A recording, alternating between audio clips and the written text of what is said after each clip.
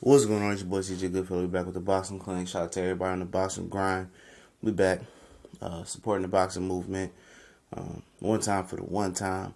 And shout out to Fight Hub. I'm gonna link this interview in the description so you can watch the full interview. Danny Jacobs and Luis Arias had their open workouts. And they fighting at I believe they fighting in Long Island, New York this weekend at the little Nasium Coliseum. And Danny Jacobs was asked a question about Jermall Charlo. Would he be open to fighting him? He was asked about a few other middleweights, and he said he'd be open to fighting him. We're going to get into exactly what he said. Like, once again, I linked the interview to the description. Shout out to Fight Hub, giving them credit for the interview. Love the channel.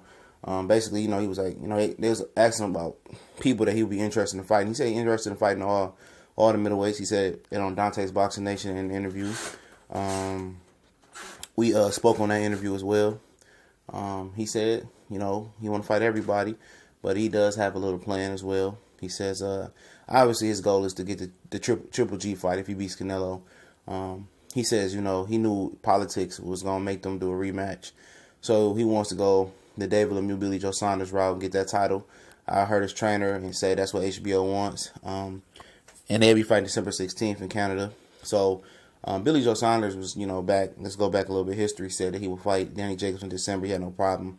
After that weak performance versus Willie Monroe, I think he needs more time to get ready for a guy like Danny Jacobs. I'm surprised he took David Lemieux fight in Canada. The money must have been very good. Also, he says that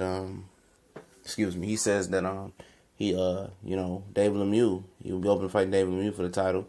So if he wins, but he's avoided Danny Jacobs on social media. Said he didn't want to fight him right now. He thought he was going to get the Cotto fight, so maybe his opinion may change in the near future. I think it'll be a good matchup for Lemieux because he got that one-hitter quitter, and Danny Jacobs known to be on the ground before. But it'll be a good fight for Danny Jacobs. It'll be a great fight for his boxing fans. Then he got to Jermall Charlo. He said he's open to fighting anybody, down the line. He said anybody's a top contender or, top in the division. He's down to fight him, and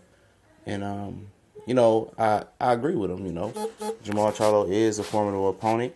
And then asked about, he's over there at Showtime. He says Jermall Charlo is not contractually tied with Showtime, and I heard one of the reporters say Jermall Charlo second that, said he's not tied to Showtime as well, and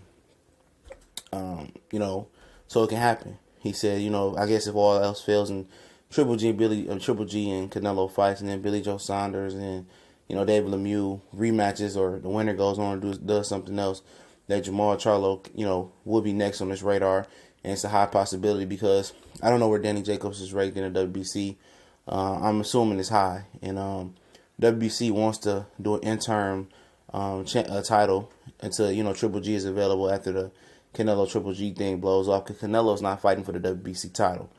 He's beefing with him, so Triple G's going to hold that title regardless, unless Canelo's opinion changes on that, or his mind changes on that. So more likely, if Danny Jacobs was to fight Jermall Charlo next, it'll be an interim WBC title fight, as long as Danny Jacobs is ranked in the WBC top 10, I believe.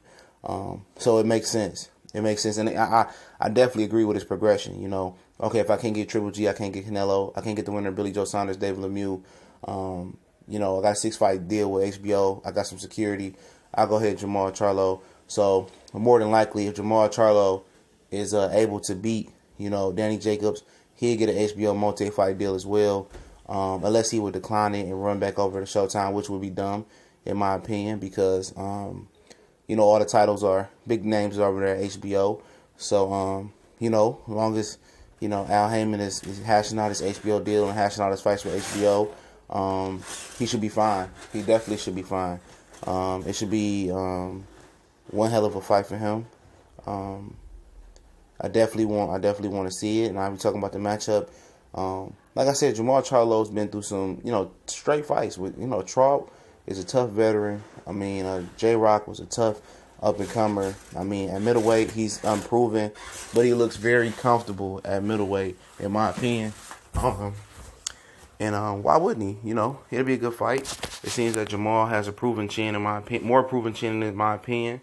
But Danny Jacobs got the more experience versus, just more experience overall, in my opinion. I'm not just saying the top fighters because he hasn't beat top fighters in my opinion, other than Peter Quillin, which wasn't the top middleweight anymore in my opinion.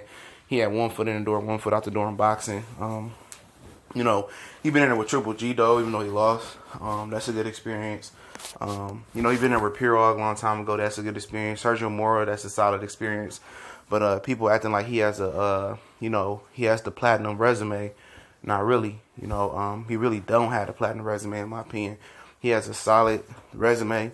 The talent gap that he's fought between Jermall Charlo, that he's beaten between Jermall Charlo is not that big. His best win is Peter Quillin. Is Peter Quillin more accomplished or a better fighter than Austin Trout? I will argue that. You know, I think Austin Trout was the more accomplished fighter. He was a more polished fighter. He was the better amateur. Because Peter Quillin only had a handful of amateur fights. And Peter Quillin at the time, you know, he was lethargic. You know, he was cold. He wasn't active anymore. If you remember, Gabriel Rosado gave him a good beating. Also, you know, Andy Lee had a draw with him, dropped Peter Quillin. So yeah, they both about on the same level. I think Jermall Charlo is the more bigger, stronger opponent. I think he's the more aggressive fighter. I think he's the more skilled fighter at this point. You know, Danny Jacobs got a lot of skill, but at the end of the day, Danny it's no tentativeness in Jermall Charlo's game, but he has the ability to be finesse, power, aggressive. Danny Jacobs doesn't have that dog in him. You know, he went out swinging with his eyes closed with Peter Quillin and landed a punch, in my opinion. That's cool, but you know, he don't like, he fought passive and tentative with Triple G. That's not in Jermall Charlo's nature. He's a dog. He's a nasty fighter. He's more aggressive. He's strong. He's tough. And it'll be a dog fight, man. It'll be a close to 50-50 fight in my opinion, because I respect Daniel Jacobs' size, speed, skill, and power. But I think it will come down to if Charlo, you know, has the chin and the boxing ability, and a little bit of experience that he's got to compete with Danny Jacobs, in my opinion. It'll be tough to see, but I want to see the fight. We gone.